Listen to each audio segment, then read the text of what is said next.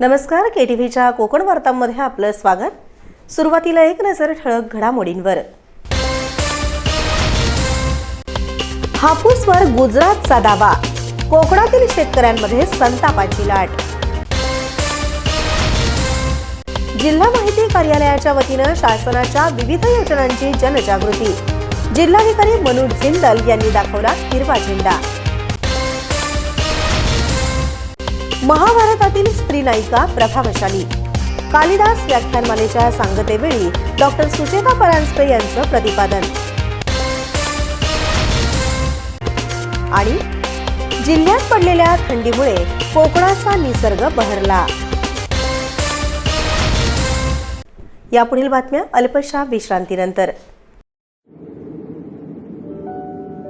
समंदर की गोद में पला है तू, अंगड़ाई लेते ही लहरें शुरू। आज यौवन की मस्ती छोड़, ले चलता हूं तुझे एक नए मोड़।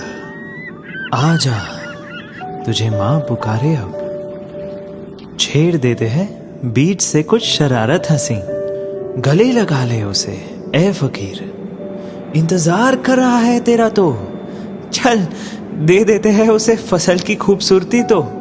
आजा तुझे माँ पुकारे अब, मीलों आगे चलना है हमें। सिर्फ फसल नहीं, तेरे स्पर्श की चाह में बैठे हैं शहरों में भी कहीं। उनके मुख पे भी लानी है मुस्कान, उन्हें भी देनी है एक नई पहचान। आजा तुझे माँ पुकारे अब। फिनोलेक्स पाइप्स पहुंचाए पानी को अपनी माँ के पास। आता वळूया सविस्तर वृत्तांताकडे। कोकणाचा अभिमान, जगभर ओळख असलेला कोकणचा हापूस आता वादाच्या भोवऱ्यात सापडला आहे। गुजरातच्या वलसाड प्रदेशानं वलसाड हापूस या नावानं जीआय टॅगसाठी दावा केल्यानंतर कोकणात मोठी खळबळ उडाली आहे। आपल्या कोकणातील हापूसला 2018 मध्ये जीआय मानांकन मिळालं। ते हापूस या नावाने मिळालं। त्याच्या पाठीमागे कोकण हापूस किंवा रत्नागिरी हापूस असं काही नसून आपल्याला फक्त हापूस या नावाने मानांकन मिळालं। जसं मी अनेक वेळा सांगतो की फळांचा राजा आंबा आणि आंब्यांचा राजा हापूस, आणि तो फक्त कोकणात होतो। यासाठी कायदेशीर प्रक्रिया पूर्ण करून आपल्याला मानांकन मिळालेलं आहे। अशा पार्श्वभूमीवर हापूस हे नाव आंब्याच्या मार्केटिंगमध्ये परवलीचा शब्द आहे। गेली 3-4 वर्षात 5 वर्षात लोकांच्या, ट्रेडिंग मधल्या लोकांच्या, त्याचप्रमाणे इतर प्रदेशात आंबे पिकवणाऱ्या लोकांच्या लक्षात यायला लागलं की आता आपल्याला हापूस हे नाव वापरता येत नाहीये, कायदेशीर दृष्ट्या ते गैर आहे। आणि म्हणून मग पहिले याचं उदाहरण मी देईन की मालावी देशात असंख्य प्रमाणात आपल्या आंब्याची लागवड झालेली आहे। तिथून 2015-16 पासून मलावी हापूस या नावानं आपल्या देशामध्ये आंबा येत होता। 2018ला जसं आपल्याला हे मानांकन मिळालं, त्याच्यानंतर आपण अनेक व्यासपीठावर अनेक कायदेशीर बाबी पूर्तता केल्यानंतर 2019 पासून मलावी देशातून आंबा आपल्या देशात येतोय। तो इथून नेऊन लावलेल्या झाडांचाच आहे, पण तो आता मालावी मँगोज या नावाने येतोय। तो आता हापूस या नावाने येत नाही। हे संरक्षण आम्हाला अबाधित राहावं, ह्यासाठी आपण कोणालाही विरोध करत नाही, तर आपण आपली बाजू मांडतोय। लोक आपल्याला विरोध करताय, हे नाव तुम्हाला घेता येणार नाही। आम्हाला वलसाड हापूस हवं असेल, कोणाला शिवनेरी हापूस हवं असेल, कोणालाही उद्या आणखीन हापूसच्या नावाच्या मागे काहीतरी लावून हवं असेल, आपापल्या प्रांताचं नाव लावून। आमचं म्हणणं आहे, आमचा प्रांत हा हापूससाठी राखीव आहे। आमच्या प्रांतात जो आंबा पिकतो, जो आमच्या किनारपट्टीला होणारा आंबा विशिष्ट रंग, अनेक फॅक्टर्स आहेत, जो आहे तो इतरत्र होत नाही। त्यामुळे आमचं नाव आमच्यासाठी सुरक्षित राहावं, ही आमची भूमिका आहे। 2018 पासून अधिकृत जीआय मानांकन असलेला एकमेव आणि मूळ हापूस म्हणजे कोकण हापूस। पण आता या ब्रँडवरच नवा दावा होत असल्यानं शेतकरी आणि व्यापारी वर्गात संताप व्यक्त करण्यात येत आहे। शासनाच्या विविध योजना सर्वसामान्य जनतेपर्यंत पोहोचवण्यासाठी जिल्हा माहिती कार्यालयाच्या वतीनं LED व्हॅन मार्फत ग्रामीण भागात जनजागृती करण्यात येणार आहे। जिल्हाधिकारी मनोज जिंदल यांनी या व्हॅनला हिरवा झेंडा दाखवला।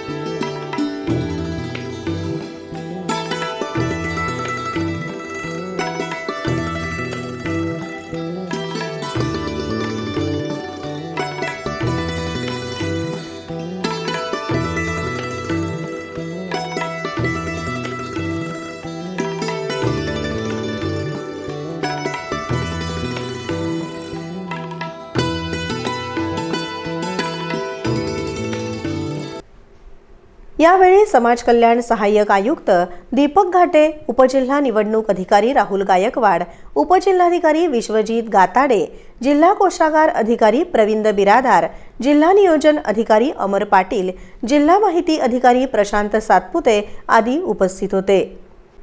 अनुसूचित जाती घटकातील लाभार्थ्यांसाठी असणाऱ्या शासनाच्या विविध योजनांची माहिती या LED व्हॅनद्वारे देण्यात येणार आहे. यात प्रामुख्यानं बचत गटांना मिनी ट्रॅक्टर आणि त्याचे उपसाध, कन्यादान योजना, स्टँडअप योजना, कृषी स्वावलंबन योजना, दलित वस्ती सुधारणा कार्यक्रम, रमाई आवास योजना, राजर्षी शाहू महाराज शिष्यवृत्ती आणि गुणवत्ता योजना, स्वाधार योजना यांचा समावेश असणार आहे. त्याचबरोबर कृषी, आरोग्य, वन विभाग, महसूल विभाग, कौशल्य विकास आदींचा समावेश आहे. मराठी भाषेला समर्पित असलेली जगातील पहिली अर्ध मॅरेथॉन अर्थात कोकण कोस्टल हाफ मॅरेथॉनचं तिसरं पर्व 4 जानेवारी 2026 रोजी नवीन वर्षाच्या पहिल्या रविवारी रत्नागिरीमध्ये आयोजित करण्यात आलं आहे. या निमित्तानं रत्नागिरी शहर पुन्हा एकदा धावनगरी म्हणून सज्ज होणार असल्याची माहिती पत्रकार परिषदेत देण्यात आली. 4 जानेवारी 2026 रोजी कोकण कोस्टल हाफ मॅरेथॉनचं तिसरं पर्व सालाबादप्रमाणे रत्नागिरीमध्ये होतं आहे, ज्याला आपण म्हणतो नवीन वर्षाच्या पहिल्या रविवारी रत्नागिरी होणार धावनगरी. यावर्षी 300पेक्षा जास्त शहरांमधून जवळपास 2200 फिटनेस टुरिस्ट, ज्यांना आपण स्पोर्ट्स प्रेमी वगैरे नाही म्हणत, फिटनेस टुरिस्ट म्हणतो, हे सगळे रत्नागिरीमध्ये येत आहेत हे धावण्यासाठी. मराठी भाषा विभाग महाराष्ट्र राज्य या उपक्रमाचे प्रमुख प्रायोजक आहेत. त्याचप्रमाणे महाराष्ट्र राज्य औद्योगिक विकास महामंडळ, बँक ऑफ इंडिया, एनर्जॅल, ॲड प्लस हे सर्व या उपक्रमाचे प्रमुख प्रायोजकांपैकी एक आहेत. रत्नागिरी सायकलिस्ट क्लब हा दरवर्षी याला रूट सपोर्ट करतो, तर रत्नागिरी सायकलिस्ट क्लब देखील याच्यामध्ये पहिल्या वर्षापासून इन्व्हॉल्व आहे. आणि एक वेगळ्या पद्धतीने, म्हणजेच थोडक्यात आजपर्यंत जगामध्ये कधीही कुठल्याही भाषेसाठी अर्ध मॅरेथॉन झालेली नाही. ती अर्ध मॅरेथॉन सर्व कोकणवासीय 4 जानेवारीला करतायत. आणि आपल्या सर्वांच्या माध्यमातून आम्ही नेहमी वाचत असतो की आपण या मॅरेथॉनला असं गौरवलं आहे की ही कोकणवासियांची संपूर्ण जगासाठी आयोजित केलेली अर्ध मॅरेथॉन आहे. ही 4 जानेवारीला होती आहे, ज्याचं रजिस्ट्रेशन 20 डिसेंबरला संपतं आहे. तर आम्ही जेवढे राष्ट्रीय आंतरराष्ट्रीय इव्हेंट धावून आलो तिथे सगळीकडे आम्हाला हे पाहायला मिळालं की एखाद्या उपक्रमात जर हजारो लोक सहभागी होत असतील तर तिथले स्थानिक 50 ते 60% असतात. तेव्हाच तो उपक्रम मोठा होतो. तेव्हा स्थानिकांना आम्ही विशेष आवाहन करतोय की जास्तीत जास्त जणांनी 20 डिसेंबरच्या पूर्वी नोंदणी करा. भारताबाहेर राहणारे जे मराठी भाषिक आहेत त्यांच्यासाठी एक आपण व्हर्च्युअल ॲप बनवतोय की भारताबाहेर विविध देशांमध्ये हे ॲप डाउनलोड करून त्यांना कोकणामध्ये फिरण्याचा, कोकणामध्ये धावण्याचा फील येईल. त्यामुळे व्हर्च्युअल माध्यमातून भारताबाहेरच्या सगळ्यांसाठी आणि ॲक्च्युअल माध्यमातून भारतातल्या सर्वांसाठी 4 जानेवारी 2026 रोजी रत्नागिरी होणारे धावनगरी, एक धाव मराठी भाषेसाठी, कोकणवासियांची संपूर्ण जगासाठी आयोजित केलेली अर्ध मॅरेथॉन. या पत्रकार परिषदेसाठी ॲथलेटिक्स असोसिएशनचे संदीप तावडे, मैत्री ग्रुपचे सुहास ठाकूरदेसाई, कौस्तुभ सावंत, रत्नागिरी सायकलिस्ट क्लबचे अध्यक्ष महेश सावंत, ॲडव्होकेट सचिन नाचणकर, आर्यंक सोल्युशन्सचे प्रशांत आचार्य, डॉक्टर राज कवडे आणि सुवर्णसूर्य फाउंडेशनचे प्रसाद देवस्थळी उपस्थित होते. 3 वर्ष आपण रूट बदलणार नव्हतो, त्याचप्रमाणे 3 वर्षाचा हा रूट आहे तसाच त्याच पद्धतीने आहे. माळ नाक्यातून म्हणजेच थिबा पॅलेस रोडवरून सुरुवात होणार आहे.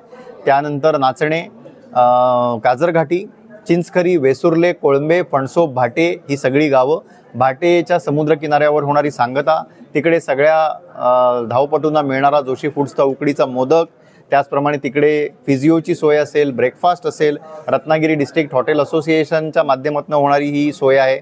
रत्नागिरी डिस्ट्रिक्ट ॲथलेटिक्स असोसिएशनच्या मान्यतेने होणारी हा उपक्रम आहे. त्यांनी हा सर्व रूट मेजर केलेला आहे. त्या पद्धतीने यावर्षी देखील हे होणार आहे. कोकण रेल्वेतून विना तिकीट प्रवास करणाऱ्या फुकट्यांना रेल्वे प्रशासनानं चांगलाच दणका दिला आहे. सध्या कोकण रेल्वे मार्गावर तिकीट तपासणी मोहीम अधिक प्रभावीपणे राबवण्यात येत आहे.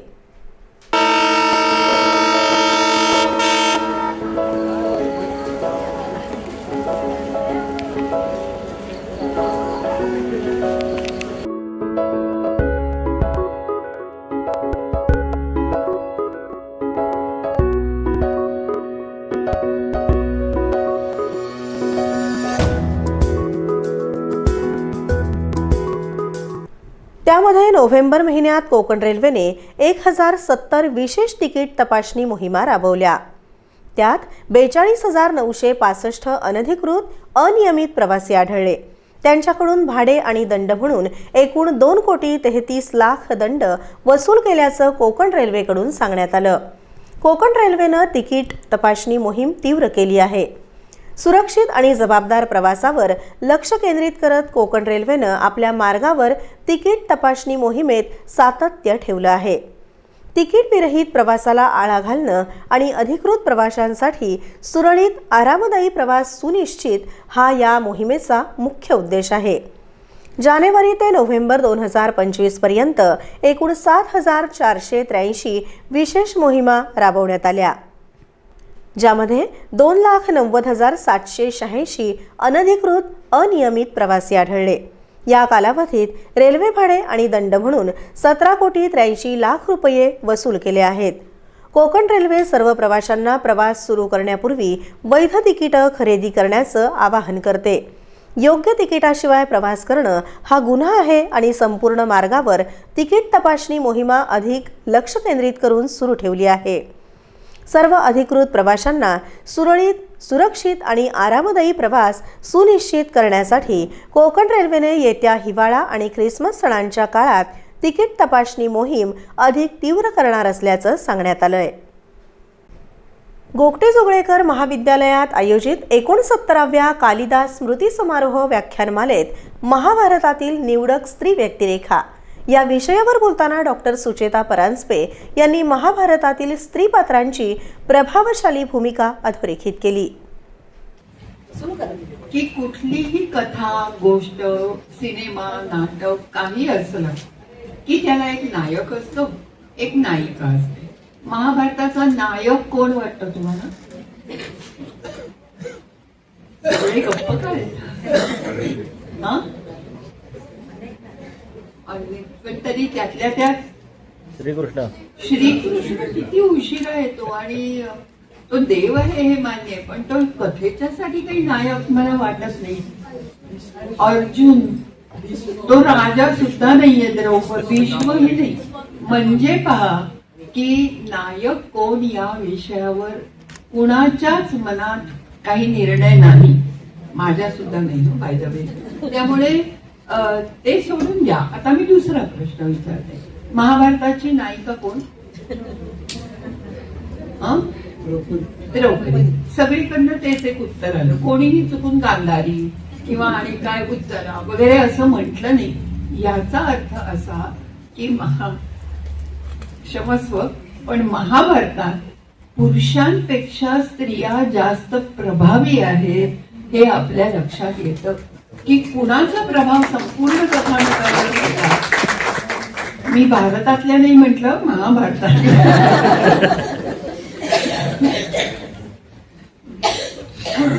तर एनिवे, म्हणजे स्त्रीला काहीतरी एक वेगळं स्थान आहे आणि तिचा त्या मुख्य कथानकावर म्हणजे तत्कालीन इतिहासावर प्रचंड मोठा प्रभाव आहे. आता मी तुम्हाला काल एक आणखीन गोष्ट विचारली की गोष्ट सुरू कुठून करणार महाभारताची. तर मी तर आता फक्त स्त्रियांच्या संदर्भात बोलते. फक्त मी जाता एक सांगते की बहुतेक मी द्रौपदीवर बोलणार नाही, कारण तिच्याबद्दल बोलायला लागलं की इतर सगळ्या स्त्रियांवर अन्याय केल्यासारखं होतं. पण बाकीच्या द्रौपदी सारख्या स्त्रीनं अन्यायाविरुद्ध आवाज उठवून धैर्याचं उदाहरण घालून दिल्याचं त्यांनी सांगितलं. महाभारतात सत्यवती, गांधारी, कुंती, माद्री, अंबा, अंबिका, अंबालिका आदींच्या विवाहात मनाविरुद्ध घेतलेल्या निर्णयांमुळे झालेल्या अन्यायावरही त्यांनी प्रकाश टाकला. युद्धात सर्व पुत्र गमावलेल्या गांधारीच्या वेदना, स्त्रीपरांच्या नोंदीतील असमानता आणि आजच्या समाजात मुलींबाबत असलेल्या नकारात्मक दृष्टिकोनावर विचार करण्याची गरज त्यांनी व्यक्त केली. कार्यक्रमाला प्राचार्य डॉक्टर मकरंद साखळकर आणि डॉक्टर कल्पना आठले उपस्थित होते. शांती मंत्रानं कार्यक्रमाची सांगता झाली. कोकण रेल्वे मार्गावरील प्रवाशांच्या सुरक्षेत आणखी वाढ करण्याच्या दृष्टीनं कोकण रेल्वे प्रशासनानं महत्त्वाचा निर्णय घेतला आहे. आता कोकण रेल्वे मार्गावरील सर्व मोठ्या लहान स्टेशनवर CRPF दलासोबत होमगार्ड कर्मचाऱ्यांची 24 तास गस्त ठेवण्यात येणार आहे.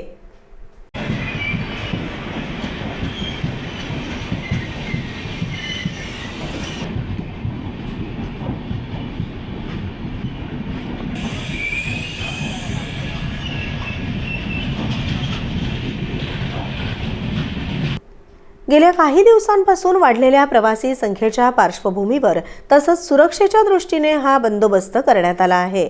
रात्रीच्या वेळेस सुरक्षा अधिक मजबूत करण्यासाठी मागणी वाढत होती. याची दखल घेत कोकण रेल्वेनं अतिरिक्त सुरक्षा बंदोबस्त वाढवण्याचा निर्णय तातडीनं लागू केला आहे.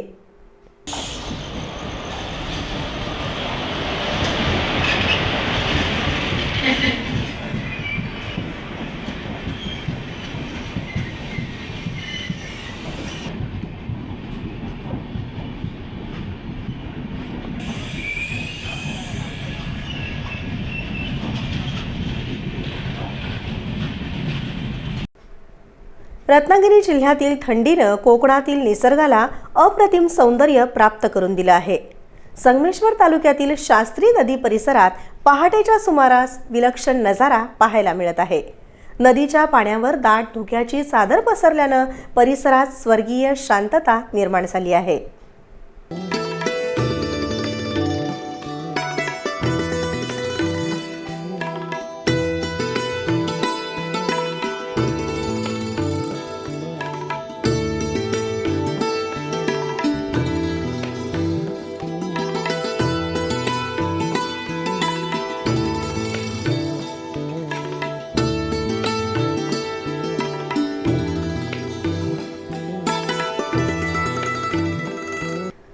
खाडी किनाऱ्यावरची बागायती, नारळी पोफळींची झाडं आणि घरंही दाट धुक्यात हरवून गेल्यासारखी भासत आहेत.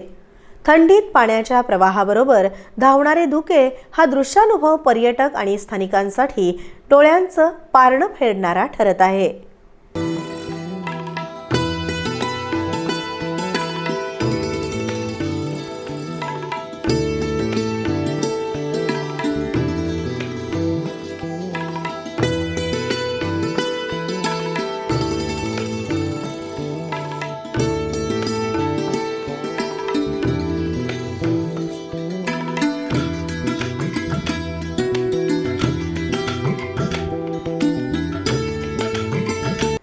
पुन्हा बदलणाऱ्या धुक्याच्या पदरामुळे नदीकाठाचा संपूर्ण परिसर चित्रकाराच्या कॅनव्हासप्रमाणे उजळून निघत असून थंडीमुळे कोकणातील निसर्गाची मोहकता आणखी खुलून दिसत आहे. पुन्हा एक नजर ठळक घडामोडींवर. हापूसवर गुजरातचा दावा, कोकणातील शेतकऱ्यांमध्ये संतापाची लाट. जिल्हा माहिती कार्यालयाच्या वतीनं शासनाच्या विविध योजनांची जनजागृती. जिल्हाधिकारी मनोज जिंदल यांनी दाखवला हिरवा झेंडा. महाभारतातील स्त्री नायिका प्रभावशाली. कालिदास व्याख्यानमालेच्या सांगतेवेळी डॉक्टर सुचेता परांजपे यांचं प्रतिपादन. आणि जिल्ह्यात पडलेल्या थंडीमुळे कोकणाचा निसर्ग बहरला. यासोबतच हे बातमीपत्र संपलं. नमस्कार.